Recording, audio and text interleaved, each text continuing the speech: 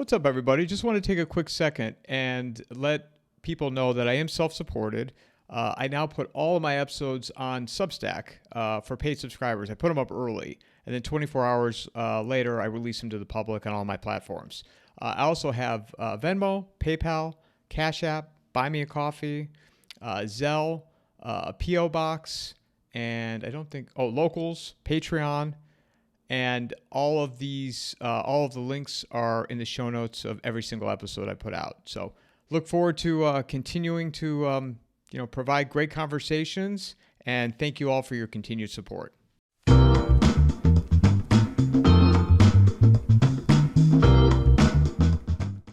Hello, Melody. It wouldn't be appropriate. We had to have one more conversation. We had to do a solo episode to wrap up 25 because Absolutely.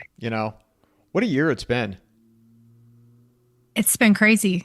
Absolutely crazy. It's hard to even comprehend how crazy it's been.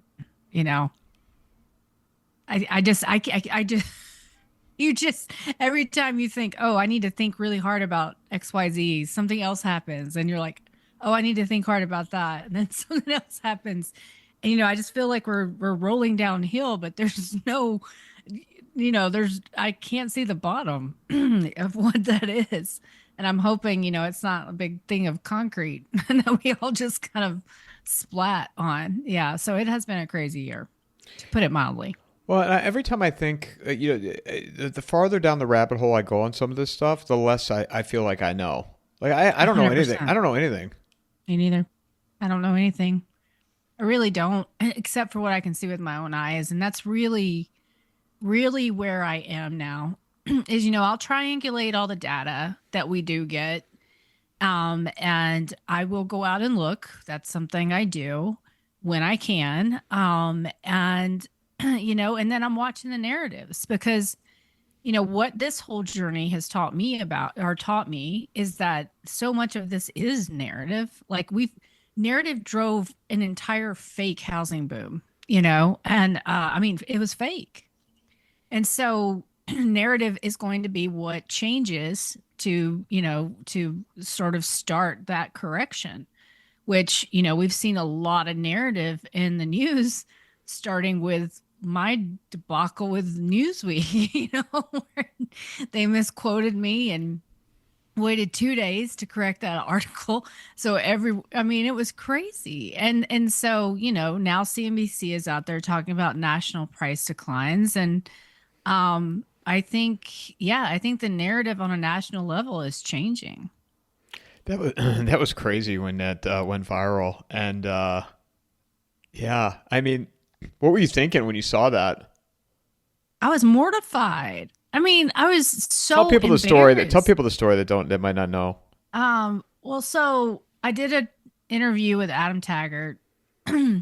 He asked me a question in the middle of it. It's like, how much do you think, prices will decline?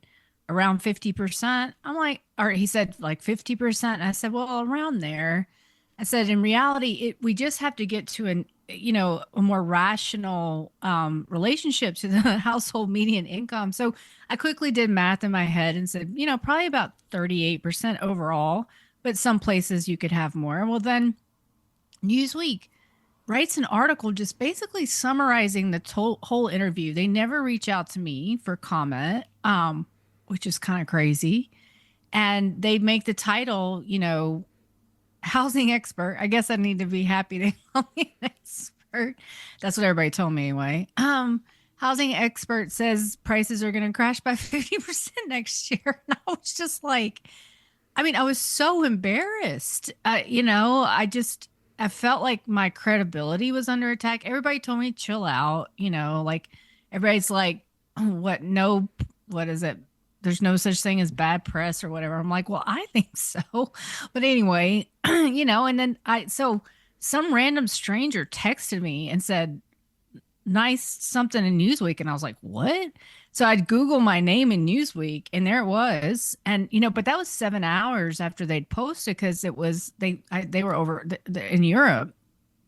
I believe the journals.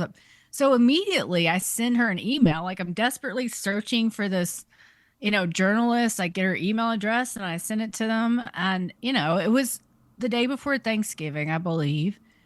And I didn't hear from her for a couple of days, almost like a full 48 hours. And so, they kind of leave the title the same. They put my quote, what I sent into her to email in the correction.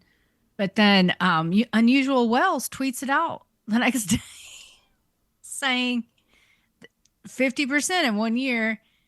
Housing expert Melody Wright. They don't at me on Twitter. I think they did that on purpose because they've retweeted my stuff before. Like they know who I am. 8 million views, Michael. 8 million views. 8 million. Okay. Like my life was completely, I had to mute everything. I mean, it wasn't good. It was not good. And I pretty much hid for like an entire week after that because it was just like, all those people, you're crazy. What are you talking? That's never happened. I'm like, I didn't say it. And of course, the housing bulls, oh my word, they just lost their minds. I mean, because they don't, they're they're a very envious group, very egotistical. And so the fact that I was in Newsweek just really made them very angry. So they just went out, tweeting horrible things about me and I mean, really attacking me and it was just, I didn't participate. I just didn't, I did one response and I shouldn't have, but just because there was no talking to these people. So, but yeah, it was nuts, but how perfect. I mean, for a Thanksgiving dinner conversation. I mean, what do you think everybody's going to be talking about at the Thanksgiving table?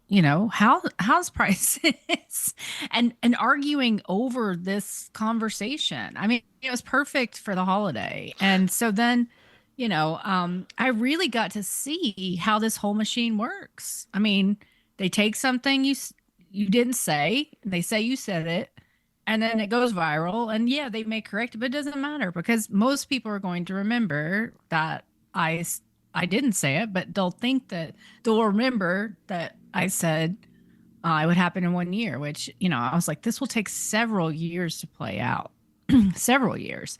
And you know me, I've just never been the clickbait type. I get very anxious when people title my videos in such a doomer way, and I know it's the game and I know it's how you get views, but it's just not my game. And so every time people do that to me, I don't like it. I mean, I have to be honest, and but I also realize that's the way they're making money. I don't know. I don't know, Michael, but it was nuts. It was absolutely nuts. But that proves so too. You have these people that they get hired by these companies or restaurants, for example, to like create these brands, to hope to have those moments. And a lot of times there's no rhyme or reason why something takes off. Oh, right. So they pay all this money to these people. I get in arguments. I have a relative that has a branding, he's a branding and influence all this stuff. And I was like, one thing I've learned in doing this, there could be 10 of you and it would not have the kind of traction that things just happen.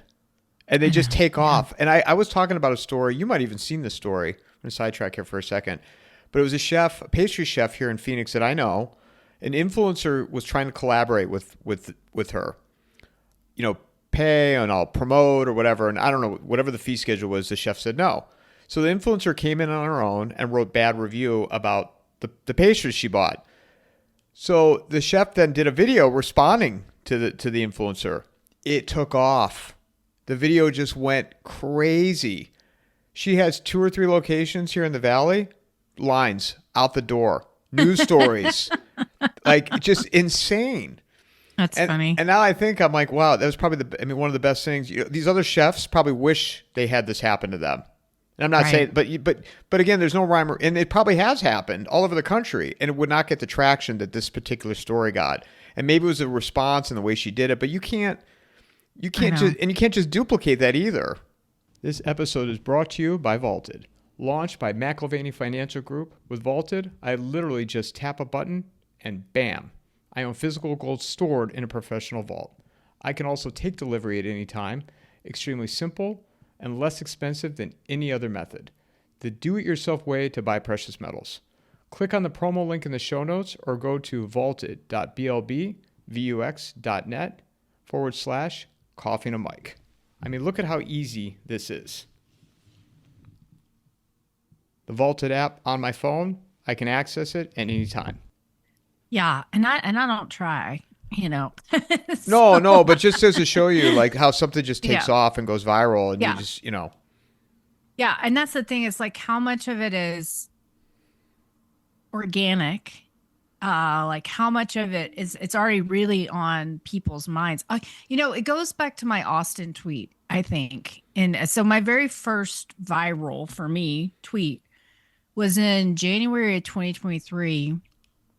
I'm sure this is when you actually saw me or first I did an Austin tweet, Daniel DiMartino booth. I said, empty castles in the building, empty castles in the air, like, basically that Austin was in for a whole bunch of trouble. And you'd had a few people talking about it, but not at scale. And then, I mean, that tweet, so Danielle retweeted it, Rudy retweeted it, but then it got almost 1 million views. And, it was a moment where, I think people were hearing about what was going on in Austin. And so it did catch fire, and so that's what you just never know, how much of this is organic, of that it's just the moment that it's kind of on everybody's mind. I don't know, but I can imagine too, like, I think people are getting sick of influencers or getting sick of the shillers. And so that was a moment when probably people were like, well, yeah, go pound sand, little influencer, because they're just not authentic. And I do think that a lot of people are craving authenticity right now. well, and transparency, right? But here's the Yes. thing, they want it, but they also don't want it. They don't really want to know the Oh, yeah. truth. Yes, most people really don't. I mean, it's very interesting to me, like with my clients, for instance, they just can't take the bad news, man. Like they just can't. They can't even listen. It's wild. You're just telling them the facts, but they can't handle it. And so it's it's just I don't know. I think we're programmed to be positive, and I love that. But there's you also have to be realistic about what's going on, and people don't like bad news. They really don't. And I mean, to me, this is good news, but it's not for a lot of people. I was Not telling especially not my industry. I was telling the So, story yesterday about I've referenced it a couple times our conversation. Maybe it wasn't you I was talking to this about because I seem to get everything wrong. My Napster analogy, it was not from you. I still don't know where I heard that, but 'cause I don't think I'd be creative enough it's to come up with that on brilliant. my own. Whoever it was. No, I think it was can't you. get I credit swear. for it. I swear it was you. Okay. I wouldn't. But anyway, go ahead. So, but I was saying with the superhero movies, and I've been saying this a lot because yeah, there's a yeah. group of people that are like just believe that this administration is going to come in and save the day. And you know what? I hope that happens. And that's the Yeah. only time I'm going to use hope. Yeah. I hope it happens. But this is not a superhero movie. This is not the Right. fourth quarter of a football game and the good guys, bad guys. And you That's had right. said, have they been doing these superhero movies for all these years to condition us? They really have. Like, why else? Like, that revival was so weird to me, Michael. I don't. I'm sure I'm gonna make some people really mad because they love those movies. But I was just like, why are grown people going to these movies and loving them? I mean, I just didn't get it. And then and then I thought about it. And I was like, because they need a hero. They need a hero. They need to see good win out because we're not seeing any of that. Like we just keep getting beat down, beat down, beat down. And and you can see, like, with inflation, it's been happening for some time. They say it hasn't, but I mean, just think about, I remember when I bought my car in 2013. I mean, the inflation on cars is wild, and it didn't just happen during this last little boom. And so I think that we were all feeling, like we were treading water after the GFC. Like, maybe we weren't doing terribly, but we weren't doing really well. And it just felt like we could never get ahead. And, we saw all those people not go to jail. And so I think that's why those superhero movies came into fashion. It's like, because we wanted to see those assholes on Wall Street beat up, but we never did. We never saw anybody pay the price for what happened. And so I think that that's why they became so popular. It's because we had to go into fantasy land. It's the only thing that I can. I mean, I haven't seen a single one of them. I'm sorry. I just. Well, I was talking to another friend of mine, and he had a good analogy, which I haven't shared this on a recording yet, but and he was referencing Americans. And you tell me if you agree or disagree. But he's like, Americans always have wishful thinking. They're always they're wishful thinkers because they think it's going to have, all these stories are going to have happy endings to them, which ties into the whole superhero movie analogy. Yeah. And sometimes life is not a happy ending. Like, and I think that that's somewhat generational as well. Not to put everything in, but I mean, Gen X, like we never thought things had a happy ending. I mean, the latchkey kids, like, just that we saw our parents get divorced. We saw so much strife in our homes. Like, I don't think we believe in happy endings, but in the United States, I think we believe in opportunity and promise, and that we can get ahead, and or we used to. And I think that has very much changed. I don't think a lot of people feel that way anymore. But yeah, I think, they always talk about in Europe or Britain, the stiff upper lip, and, people more dry humor you'll see in Britain, and kind of darker humor, I would say.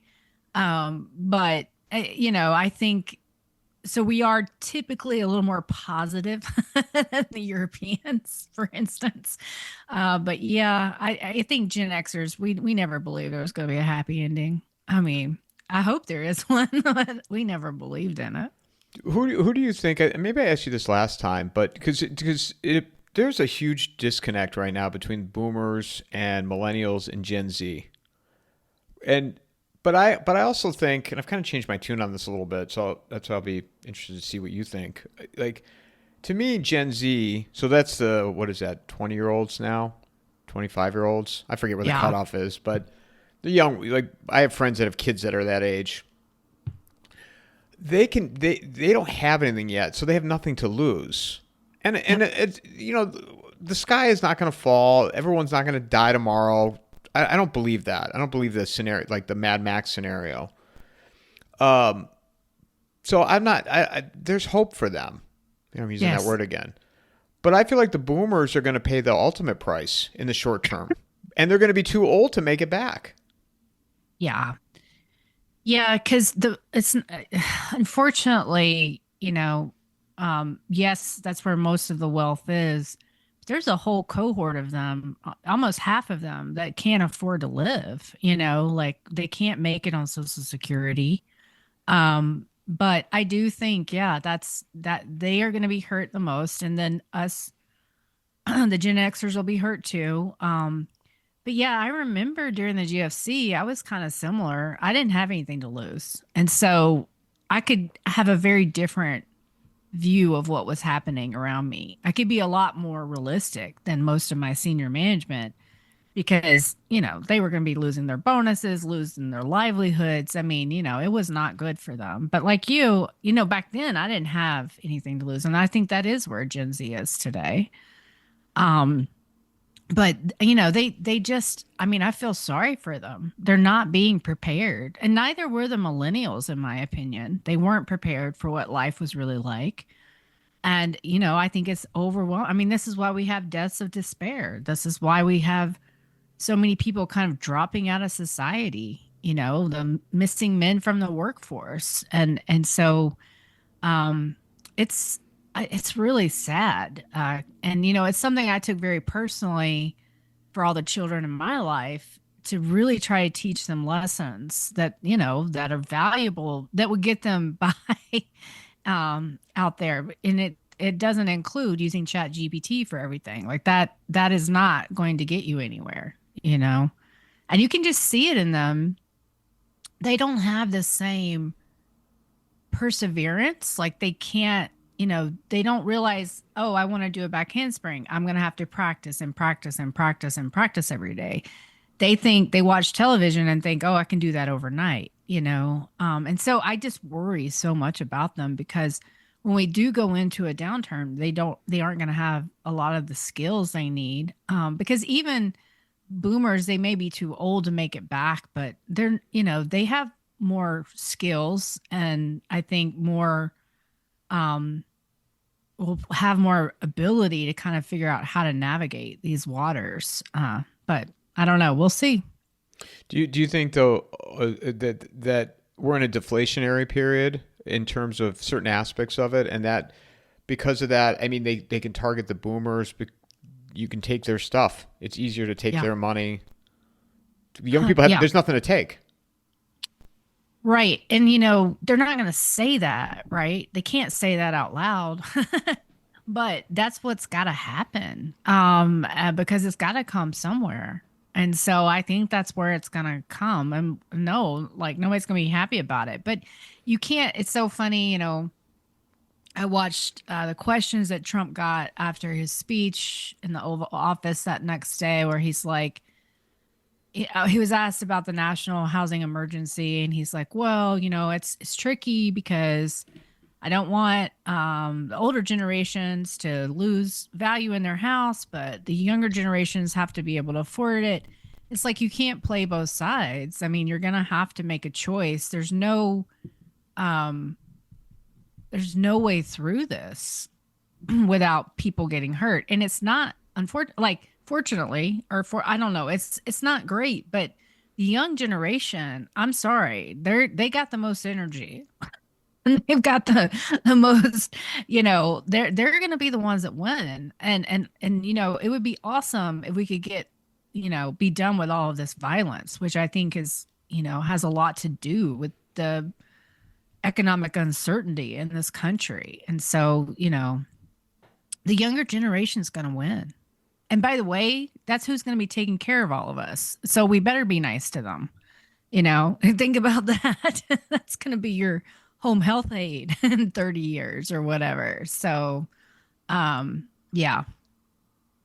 Well, also too with that, because as boomers die off, their houses, these young people, Right. they can't afford it.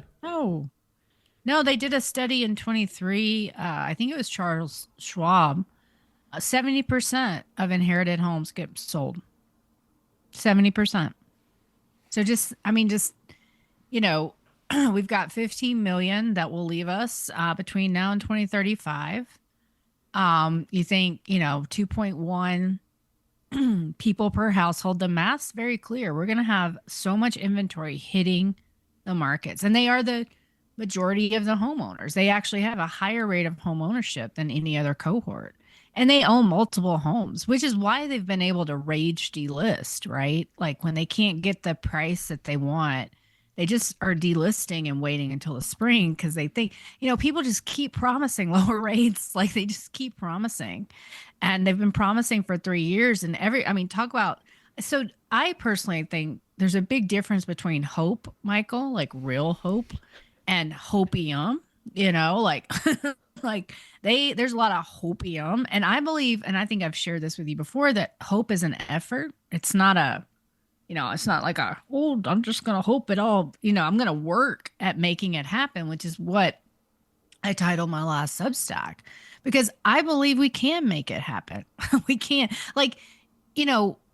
it's happened. Millions of people said no to buying homes, and maybe they didn't have a choice, sure, but there were a lot of enticements to try to do that and to make a really bad decision, but they didn't, and they're going to be saved from financial ruin because of that. And now there will be plenty of people, unfortunately, that are going to be ruined because they can't afford their mortgage or their home, or they got in over their skis investing in real estate.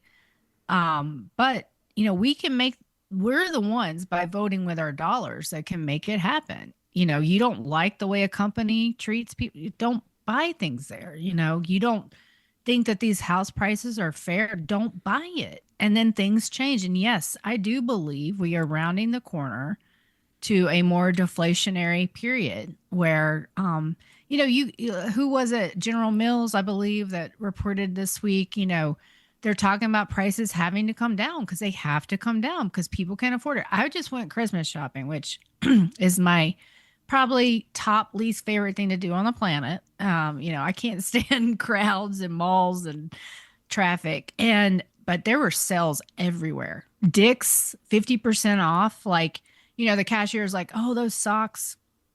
We usually don't do the buy one, get one free until after the holiday. It's like, holiday socks or whatever. And she's like, we started earlier this year. And I mean, I saw sales in Dick's.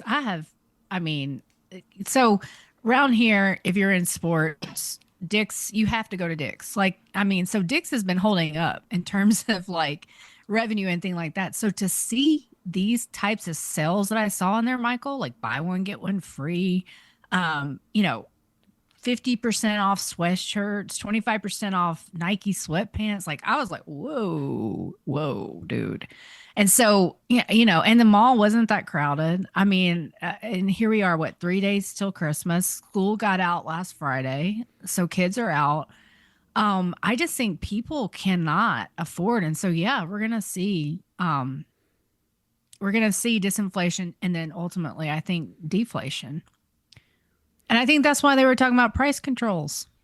You don't talk about price controls, you're worried about inflation. Well, I think another thing that people, I said, be careful what you wish for when they're talking about these tariff refund checks that they're, upwards of $2,000 or, which is UBI. Right. That's not good if they start administering this stuff. Yeah, but they will. But it doesn't matter. Like they did it. If you think about it, it'll do a short-term stimulation. I mean, what really stimulated the economy last time were the PPP loans, the ERC tax credits, the EIDL emergency loans. I mean, it wasn't Joe mom and pop getting, $1,500 like that these days. That's a car payment for a lot of people. And but yeah, they're going to do it again, more than likely. But it's very interesting to me. I feel like they're doing a lot of A/B testing, which I don't know if you're familiar, but basically when you A/B test something, you give one version of it out and a different, slightly different version of it, like a marketing campaign. You kind of see which one does the best. And I feel like they're doing a whole bunch of A/B policy tests, like what's the reaction in a way that I don't think we've ever seen before, because I think there was a lot of anger after the last round of stimulus. And I think people are like, when they did the 50-year mortgage, I felt like that was like a test to see what would the response be to that. And it was fascinating. Again, I feel like as much as I'm a data crazy person and I'll keep tracking it, I'm way more interested now in kind of narratives and watching them. And almost 3 days before, the weekend before they tweet about that 50-year mortgage, some random account on Twitter says, I just paid off my mortgage and I feel like a brand new person or something like that. And he got hammered. I mean, hammered on Twitter for why would you do something like that? That's a stupid way to handle your cash. And so then, a couple days later, we get this story about the 50-year mortgage. And I almost feel like that first post was a part of that campaign. And so I'm just way more observant now about how these stories get out, and then sort of, I watch them in the media sort of come to life. So anyway, my point is that I think there's a lot of that going on right now. I mean, so to Dave's point about, there's so much noise, it's hard to find the signal. But I also think a lot of that noise is like testing the waters. Okay, what do you think about this? What do you think about that? Because how many times have they mentioned those stupid checks? Like 5 or 6 times. Like they've mentioned them over I think as early as like April, and then they mentioned them again over the summer, and then but we haven't seen them yet. No, because they were talking. It was the sovereign wealth fund, and Right. they were going to start cutting checks. Wasn't it supposed to be like now? They were going to do it originally. Weren't they talking about the end of the year? I think was. Yeah, I mean there were different timelines they threw out. Yeah. So where are they? Hadn't got them yet. Well, and then shifting from real estate for a minute. I mean, what's going on in the precious metals market? I mean, just since you and I've known each other, I mean, I didn't see what silver finished today. It hit 69 at one point. Gold was above 4,400. That's crazy. I mean, I bought it when I bought it. Everybody a silver piece for Christmas in 22. I paid like $23 for it because that's the thing. 3 years ago, Michael, you could see what was happening, and so few people really still see it, which is crazy. But you could see that the economy was going to be in bad shape, and that precious metals would be desirable. And so it's funny how long this stuff takes. It really is. Well, I think that's what people miss when they say, they don't think something's going to happen. It's like, okay, nobody can predict the hour and the day of any of this. That's right. But you look at what is it, Michael Guyad? That's why I found you. Originally, it was Michael Yeah. Guyad, and he always would refer to conditions. I think Right. it was him. Conditions. Yeah, no, it was him. Yeah. And Yeah. look at the conditions of where we're at right now. And I mean, the top half, I think they're doing, not even the top half, the top 1%. 1%. They're getting richer, but the bottom, I mean, they've just gotten crushed. Well, and even in the recent University of Michigan consumer sentiment, that cohort, that super prime cohort, is also starting to feel very negative about the economy. And so it's going up the K. And I think a lot of them on the top of the K are getting hammered right now. They invested in stupid multifamily deals, and they haven't. I mean, I talk to them all the time. They're not getting their money back. They've lost a ton of money, and so I think even the super prime is starting to feel the pain. And they're like, listen, rising insurance, rising property tax, rising electricity costs, healthcare, car insurance. Like this is it's insane. And so, to keep your wealth, you're going to have to make different decisions.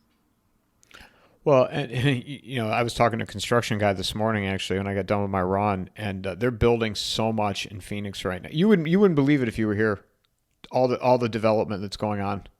It's I don't want to keep going into details. I'll bore people hearing the same old story, but more apartments, more it just I don't know how people are And we affording. just hit the highest, apartment list, the highest vacancy rate they've ever seen since they started their series in 2017, which isn't that long ago, but it's a time period where we saw rapid rent growth, but now we're on the other side of it. And vacancy is just going to increase from here. It's going to get more chronic because they didn't stop in Phoenix. They should have stopped when I was there in 23. They should have stopped because it was crazy then.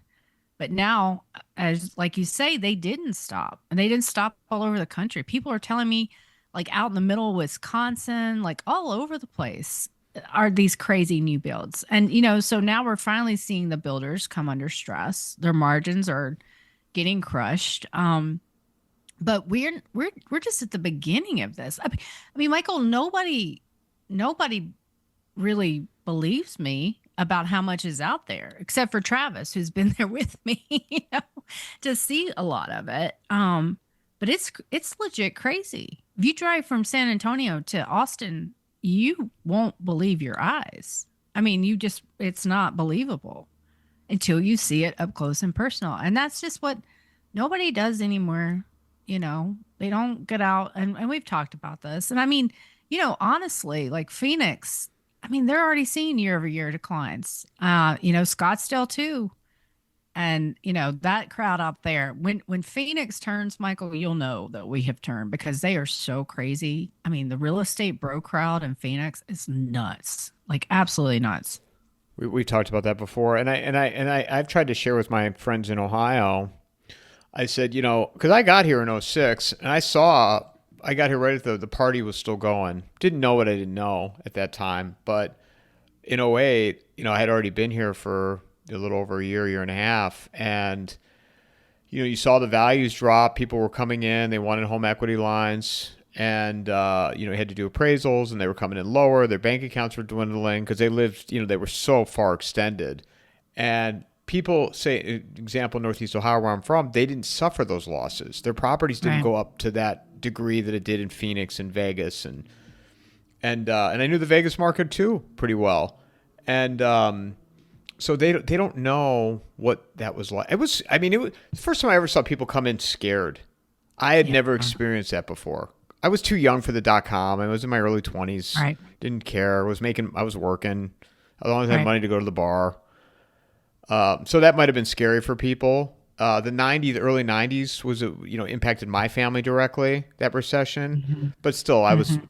I don't know, 12 or 13 years old. So different. Mhm. But when you see people come in and they just weren't even thinking clearly with what they were asking for. It's like, wow, this is, and the financial institutions are just melting down, melting down, melting down. Yeah.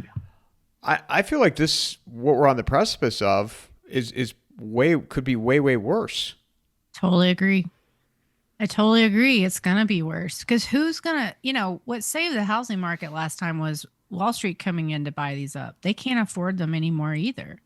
They're selling them. Their taxes have gone up. Their insurance has gone up. And now they have vacancy in long-term rental, for the first time in a very long time because that multifamily is competing with that, long-term rental. And it's competing for that built for rent, they went out and built I mean, there is so much pain coming and it's already here. That's what's so crazy. Like I wrote for a piece I did for Unicus Research where I just looked at one Freddie securitization. It was assisted living facilities. And Blackstone was just took a bath. Like it was basically a buy one, get one free assisted living facility sale. Like combined, they took an 89% haircut on these two facilities, $36 million loss. Now, they were able to make Freddie whole on that because their pockets are still relatively deep, but they won't be in a year, not after taking losses like that. And right now, they're not really getting new investors. And so, nothing is good ahead for them. And even if interest rates go down on the short end of the curve, it's not going to save, you know, lower interest rate isn't going to save a building that's lost 80% of its value. That's not going to, those people are never coming back. You can you can go all over Dallas, New York, Las Vegas. There's just empty real estate everywhere, empty multifamily. And so, we are just, the thing is, it's so complicated, this hyper financialized world. It's hard to know who is really going to ultimately suffer the loss. But, it's probably, it's on the back of the line, probably, a pension fund, an insurance company, and to some degree retail, because they're trying to get private credit into retail, like 401ks and things like that. So, it's going to be all of us that are going to get hurt. All of us. This is, there's just no avoiding what's coming. The only way, I don't even want to say the only way you avoid it because it would be terrifying and scary, but we are going to have to deal with this crisis, especially with our aging demographics and the fact that we're not having babies anymore. People don't want to hear it, but the way that we would be able to deal with this crisis is if we did do more. And I'm not advocating this, but to be able to have a population grow, we would need, immigration. And I'm not advocating for that. We need to get the policy right in this country. We need to figure out what we want. And I don't want illegal immigrants to take the front seat over Americans like that. That doesn't make sense to me. And I think we saw a lot of that. And just in some of these programs, in the sanctuary cities were just insane. Like in Portland, $30,000 down payment if you were an illegal immigrant. You couldn't get it otherwise. I mean, that's nuts. In Chicago, $15,000 subsidy for rent. You know, basically 6 months free or more of rent. Can you imagine? Michael, you might want to have wanted $15,000 for rent. You know what I mean? That's insane. We've got so many homeless, so many Americans, not making it. So, but yeah, I mean, unless the aliens, are the robots want houses, we've got or need to occupy offices, we are in a lot of trouble. Is that what you think this is all about then, with all these people that have come into the country? Them knowing that? No. Oh. I mean, I think, you know, Michael, I don't know. I mean, I wouldn't think so. But I gotta tell you, some of the stuff I saw did not make sense to me. They look like army barracks. So, maybe in some of those border towns, like maybe some of those areas like Houston, some areas of Florida, they knew that you were largely, I mean, Colony Ridge, for heaven's sakes. I mean, they were targeting immigrants, but so I think some of it, but I just think this was the builders, everybody just got in like on the fees and the deal fees and, oh, we're going to do this brand new and we're going to make all this money. And look at this, especially here in the South, population increase that they didn't realize was temporary workers, a lot of it, or it wasn't the type of population that could afford certain things. But yeah, I think mainly people just didn't do their due diligence. Honestly. Well, and that's the other thing too that 2008 showed me was, these projects would get started and then all of a sudden they just stop. And Yep. I was talking to this guy this morning about this. Like there was an exit on the highway. They had built it. ODOT had built you could see where they stopped building, or the state owned it, and then the city would take over. And the city never completed it. It's done now, Yep. but at that time it was just Yep. an exit. Yep. Yeah. Yeah, an exit to nowhere. And so, when we talk about China and Japan, like we've built our bridges to nowhere as well. I've seen them all over the country. Playgrounds fully complete, but that's it, in a subdivision. And the signs outside the subdivision, I saw those in Phoenix, but work already stopped. That was 23. I mean, oh boy. I mean, the narrative really kicked up after SVB, and had it not, had Nvidia mania not hit us, we would have seen home prices decline. I mean, they had already started, but it just was enough to keep up the hopium. And, you bring up Nvidia, and I watched. I don't know if you saw any of it. A little bit. I caught a little bit of Jensen Huang on Rogan, and I watched like the first 20 minutes of it. And the first thing he says, did you see any of that? No. First thing he starts off with is how him and Trump were hanging out, and they decided to call Joe. And I said to a friend of mine, because he had watched it, and I said, if that wasn't totally scripted, like these people, they don't go on these shows without a complete agenda and script. Yep. They know exactly what they're going to say, exactly what, like Zuckerberg fighting in doing jujitsu. That's not by accident. Oh, he's one of us. Right. Oh, Elon's one of us. Right. And it's just, I've got a new name for them. You may have seen it in the Substack, but I'm now calling them the techno-culto. I can't even say it. Techno-cultocracy.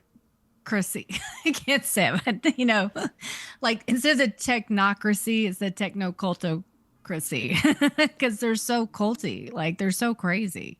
They're crazy. They're absolutely insane. And it's like we're all just watching. I can't even watch them anymore. It's like they're nuts, Michael. They don't, they believe they're going to figure out how not to die. They believe they're going to they believe so much BS. It's crazy. It's crazy. When you can't even have Claude run a vending machine at the Wall Street Journal. It ordered a fish. Like what? I mean, what? I mean, you can't Oh my god, it can't even. And I know this from my time training models, but like I think it was the railroad had it read its entire safety manual or some rule manual that was like not even, I think it was 100 pages or something, and it could not remember anything that was in the middle. And so it would just lie. And I mean, that's training. That's the way you trained it. But, it's the same kind of on mortgage docs. Like, really, you should be able to recognize a mortgage doc and correctly name it. But the more samples you gave it, the more crazy it went. It just went crazy. And so you're constantly trying to get it back on the rails, but you kind of lose it at some point. I mean, and so I just find it wild to watch these guys. So, and I'm tired of it. I gotta be honest. I don't want to watch anymore. I don't want to talk about Jensen Wang. I don't want to talk about, because they're nuts. They're absolute, and they're liars and they're crooks. So Yeah, Elon, he's worth whatever it is, 600 or 700 billion, and yet people still think he's one of us. It's like he made his wealth on government. It right. doesn't work that way. Everything he No. does is scripted. Yeah. And I mean, come on. I mean, just one day, Michael, one day, we're going to look back at this time in history and we're going to be like, what the hell happened to all of us? Like, I mean, all you have to do is look at the Cybertruck. And I'm sorry, I'm sure I'm going to make somebody mad, but like, who wants to drive that thing? It is the most, it, it doesn't look new agey. It looks like something that we would have thought was new agey like 50 years ago, is what it looks like. It doesn't look new agey. It's like this wild. I mean, what is that thing? And I just read, like I think SpaceX had to buy a whole bunch of them because they weren't selling. And so he's using government money, because SpaceX gets a ton of subsidies to buy his Cybertrucks that nobody wants anymore. And I mean, I know there's a few people that love them and whatever, but I mean, does that look like the future to you, Michael? Or does it look like something from Mad Max? I mean, what is that thing? Well, I'm sorry. also too with the car, you talk about cars, and I have to ask Lox about this next time I have her on. But you know, somebody wrote how there's going to be 3 million cars that have been repossessed in 25, 1.7 in 2009. Well, I've been watching because I've been looking for a car, still haven't found one because the prices are just still way too high. Yeah, and they're some of these crazy. YouTubers are like. They're like, well, they're going to come down, but then tax season's going to come around and the prices are going to stabilize and then they'll probably go back up again. But I think to myself, so you're nodding your head, so it sounds like you agree with me. If the financing is gone, especially in subprime, I don't care how much tax refund people get back. They're not going to have money to buy cars. No, no, no. And of course, yeah, you might have a little bump. I mean, whatever, but it doesn't mean that those prices are going to keep going up. I mean, I'm telling you what, I hope I never have to buy another car. I mean, and mine's a 2013 and it's just before everything went super computer chippy. I probably will have to, but I hope not because I mean, that just doesn't even make sense to me how much they're trying to charge for cars now. I mean, that it's just so no, nobody can afford that. The people that, the young people that need those cars can't afford it. And yeah, maybe they'll get some help. Like, of course, my sister bought, as their kids go to college, they buy them cars. They're doctors. They can afford it. They pay cash, but they're part of that top, 1%. And but everybody else can't do that. And in fact, they actually put off buying my sister a new car for 3 years because they were going to have to buy it. And, times past, they would have just bought her car as well. But, it was just too crazy. Well, a RAV4 is 40 grand. That's crazy. That's crazy. That's just crazy. Like, we are so far from reality. I mean, it's so far. And I don't know, dude. I don't know how this all ends, but it's really unfortunate, because I think there was a real opportunity to be honest about what was happening in the economy and to just say, you know what, we're going to have a hard time, but we're going to get through it together. And it just, that, they started off that way and it just fell apart. And, I find it unfortunate that I think they're backing off a little bit on I think he probably got a lesson after saying the economy was great. I think there was a lot of fallout. And so I think his Oval Office speech was a little bit different where, he was touting the things that he feels he is responsible for, like helping with inflation or whatever. But he didn't say the economy's great, at least in that speech. So it's like, how are they going to message this? This is what and do they know? Like, that's what I keep asking myself. Are there people in the administration that actually know what's coming? Or, I think what's happening right now is he's surrounded by a bunch of sycophants, right? Like a bunch of people that just kiss his butt. And so he doesn't really even know what's going on. Like, because there's data you can cherry pick to say things are better, And so in a way, it's a way to let him destroy himself. Right? To be less relevant. So if you're a rhino, or whatever, I don't, the political world, like the people that hate him, Republican in name only. Yeah. All right. So I think this would be a good strategy, right? Tell him everything's great. Show him proof enough, and then let him go out there and say exactly what got Biden crucified. That is why that whole administration lost. And so if I really didn't like Trump and I was in the Republican Party, I would be telling him that the economy's great. And I would, because he will destroy himself. And that's, honestly, that looks like what he's doing. He's like, where's the guy who went to work at McDonald's? Where is that guy? And I have to believe that he wouldn't be this gregarious if he didn't believe what he was saying. And so I think they're just lying to him and I think it's probably on purpose. I can't understand what if he declared a housing emergency. What would that even entail? It's what it's going to entail. There's two bills in committee. One passed committee over the summer. There's another new one. It'll just be this nonsense, which is just more subsidies. They'll probably bail out the builders to some degree, by doing affordable housing programs where, oh, I'll buy that subdivision from you at X%, if you lower prices so that it's, a percentage of the median income in the area. Like, I can see them doing all kinds of programs like that. In the bill, there's stuff where, similar to how they do in Rochester, the Build the Block program, where investors will get cheap loans to go buy vacant homes and rehab them. They're going to try a lot of that stuff. So I could see, but National Housing Emergency XYZ, it's still not going to do it. They've subsidized the housing market to literal death. And so I think they're going to do a lot of things, look like they're doing a lot of things, but it's not going to change and then I think ultimately they probably get into buying homes because there are going to be just so many of them. I just hate that we can't have rational conversations about this stuff. Like, it would just be so great to sit down and really talk about the solutions from here. What are we going to do with all this housing? There's a house right down the road from me. It's been vacant since I moved here in 23. They just finished flipping it. For rent sign went out, and ain't nobody renting that thing.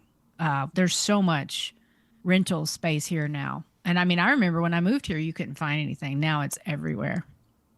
And rent's coming down. So many people did fix and flips here as well, because Johnson City was rated like number 4 by some report of, best city to move to. So many of those people have already left though. It's crazy, Michael. I never stop thinking about what they could try, and how it would impact, but I just don't I don't see a way out of this. Well, you listened to that interview with Michael Burry, that short interview he did a couple weeks ago. I didn't listen to Oh, it. Mm-mm. well, they asked Michael Lewis asked him.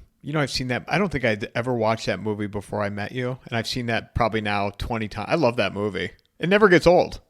It keeps you sane. Yeah, I used to watch it every night after work. And I know that's crazy, but I wasn't dealing with anybody that was living in reality. And that, so that movie was more of my reality. But anyway, go ahead with what you were going to say.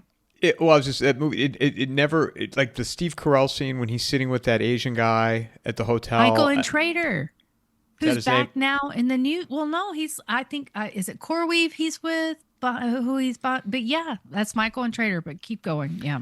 But Michael Lewis asked Michael Burry because it was the 10-year anniversary of the movie, and I think the 15-year anniversary of the book release, and asked him about the debt, the debt in this country, and he said, trying to predict that. I'm paraphrasing. Trying to predict it is like trying to predict when Castro's going to die. But he's like, because United States is still a primary country, hence the way Trump is bullying people with tariffs.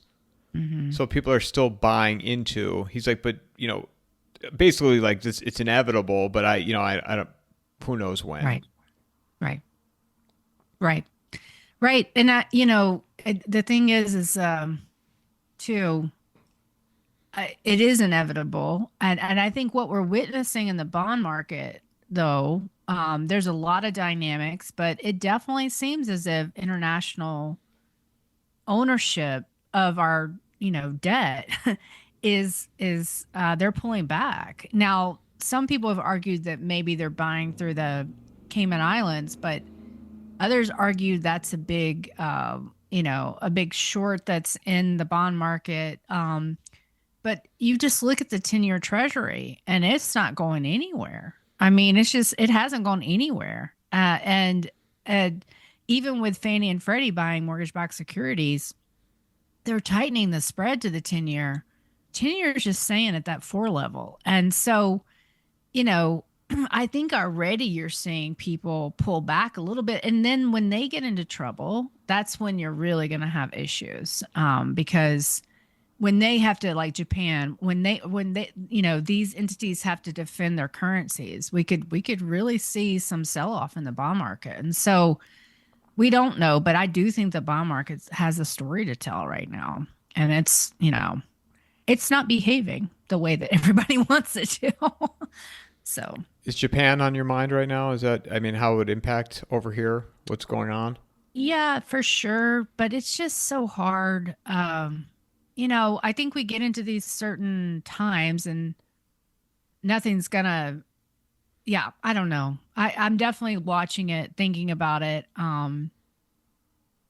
But you just never, kind of like Barry said, you just don't know when it's going to really, really matter. But I think probably in the spring, we're in the Santa rally right now. The time for the Santa rally. Bitcoin's not getting its Santa rally, but they got an answer for that, Melody. The Bitcoin people have an answer for that. The halving or that's the Bitcoin winner. I don't know. Bitcoin's for everybody. I don't know. Bitcoin's for everybody. Oh. They always have an answer.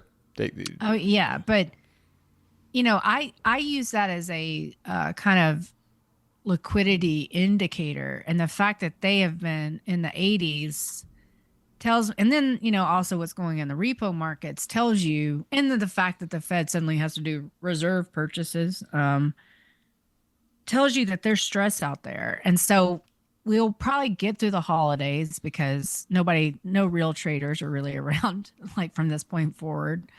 And they want to end the year positively for their bonus. But I think, we'll see disruption in the spring for sure. Well, that was going to be my last question for you. A year from now, where do you think things will be at?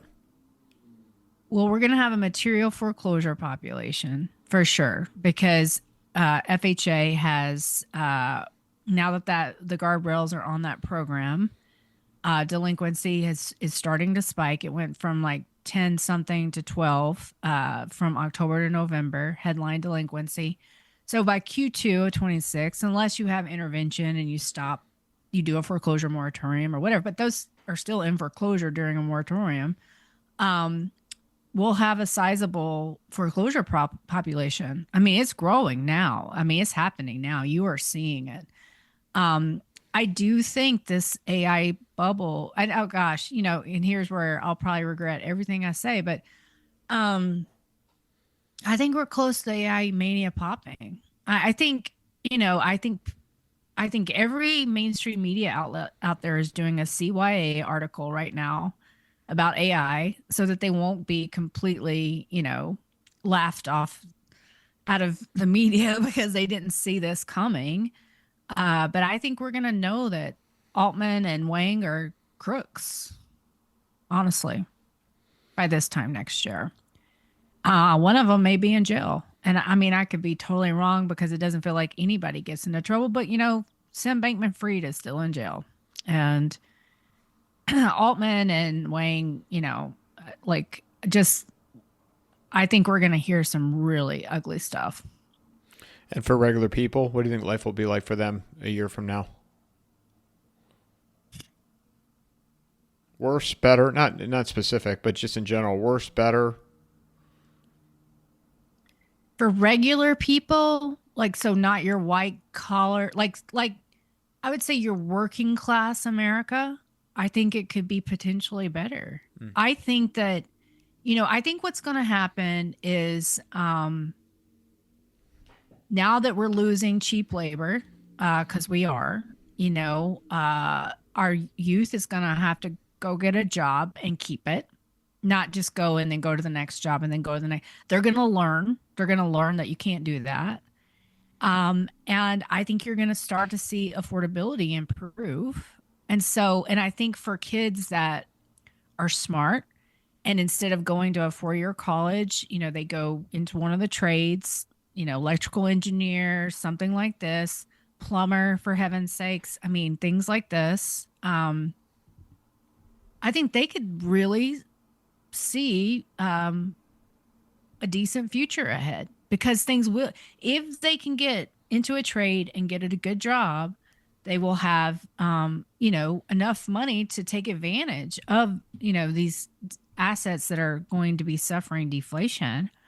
So I think the working class might be actually better off this time next year. Now, white collar, I think they're still going to be. Here's the thing: it's like I don't think this is about AI at all. The job layoffs. This is about hyper financialization. We just kind of reached the peak, and by the way, you can also do a lot of that work by you offshore it to India, and they can do it for a lot cheaper. So I think white collar America is probably going to be worse off this time next year, and it's probably going to look pretty dire. Speaking of blue I mean, I collar, hope not. I mean, Michael, I mean, that sounds so depressing. But sorry, what'd you no, say? well.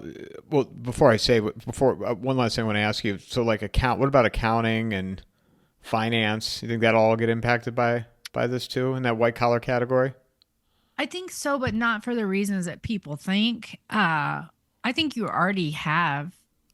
You're offshoring a ton of that stuff, like just the very little stuff like putting together, like let's say you're a tax accountant. You're probably got somebody in India that takes everybody's documents, fills out some template, and then sends it onshore to be reviewed, right? But I don't think AI is taking over accounting and finance because it can't even count in Excel. So I don't see that happening. And I've just, there's this one account I just started following on X where, it was such a brilliant way he summarized it of just like, with AI writing all the code. And then when it breaks, nobody can figure out what they wrote. And so then the AI does its own fix. And then there's 5 bugs with that. And then people still can't figure it, so, um, yeah, I I think we're going to see less finance and accounting jobs in general, but I don't think it's because AI is coming to take over all of them. I mean, I think we're going to be waking up to. There was a really good paper, MIT, Harvard, I think both together. Just maybe it was just MIT, I can't remember, but just how AI is not anywhere near being able to assist in scientific discovery the way that most people are saying. It can't create like it suffers the most. It'll hang on to a hypothesis like way past the time you need to let it go. Because there's so many holes in it, and it seems to get very it'll defend things it shouldn't and make up lies about it. And so anyway, it's not there. It's just not there yet. We will definitely by this time next year realize we don't need all these data centers. And I think data centers and that the Democrats are getting smart about this, where the Republicans don't seem to be, except for DeSantis. Like they're talking about how nobody wants this stuff. They don't, like that. And so they're out there, and that's going to be a big campaign issue next year. I bet you anything. Like say no to data centers in your backyard, and it already is. And I think it's a unifying message, and I think the Democrats have figured that out. The Republicans need to, and they certainly don't need people going on Fox News and saying, kill all the Christmas trees so you can have a data center. And then, of course, they, when I watched the clip of what she actually said, it wasn't as bad as the way they made it sound in the article. And it was an off the cuff remark, but I mean, the reaction to it was crazy. People were mad. And so I think that we're going to wake up from this. And, I could be so wrong, Michael, but I do think we're going to be more awake on AI by this time next year. Where can people find you? They, I always feel like I've just depressed everybody, but you can find me on Substack at M3_Melody, Substack, X Twitter, M3Melody, and then YouTube. I post there on occasion. But yeah, that's where people can find me. And I'm actually a very positive person. I know that doesn't seem that way, but I really am. You're bumming me out. You get me all black-pilled. I'm sorry. Is that, yeah. Okay. No, I'm kidding. Okay. Look at, people need to, I've said this a million times, like no one's coming to save you. It is what it is. And you could be wrong about you could be wrong about all this. I mean, right. Nobody knows, but right. Look at the, going back to what we said earlier, look at the conditions. Right. And, and the last thing I'll say is that this is the time, like when you get into these cycles and you are younger, you can take real advantage of this. And if you can get skills, I mean, you can go get a good job if you are committed to it, and you will do well in downtimes, because so many people don't have those skills, Michael. I mean, so many of our kids can't even talk to people anymore. And so if you are the kind of person that really does go out there and works at it, you're going to be okay. And just never stop learning. That's the most important thing, is lifelong learning. There are multiple industries I could go work a job right now. And by the way, they're going to hire me because I'll come to work every day. And this generation doesn't do that. So, I've seen already the soccer moms at Chick-fil-A. And so, that's happening. People are already kind of having to come back into the workforce and get multiple jobs. But, I think what happened to me during the GFC, I mean, I went from a baby analyst. I mean, my first title was project analyst. In a span of, a few years, I was a director, and I quadrupled my salary basically because I worked hard, I showed up, and I did what a lot of people weren't willing to do. And so I was one of the last ones standing. And so I think if you are of a certain type of person, you will be just fine during all of this. If you are resilient and resourceful and grow some food. I mean, like that's what I'm doing. Look at alternative ways of operating and say no to debt slavery. That is the most important thing, because the people that get hurt the most during these cycles are the ones with all the debt. As always, thanks for coming back on. I look forward to our next conversation. Merry Christmas, Happy New Year, and follow Melody. Support what she's doing. Yeah, Merry Christmas, everyone, and Happy New Year. Let's hope 2026 is a little more normal than 2025. although it probably won't be. There you go with that word hope again. There you go with that word hope again. I know. Thanks, Mel. Mic drop. Thank you.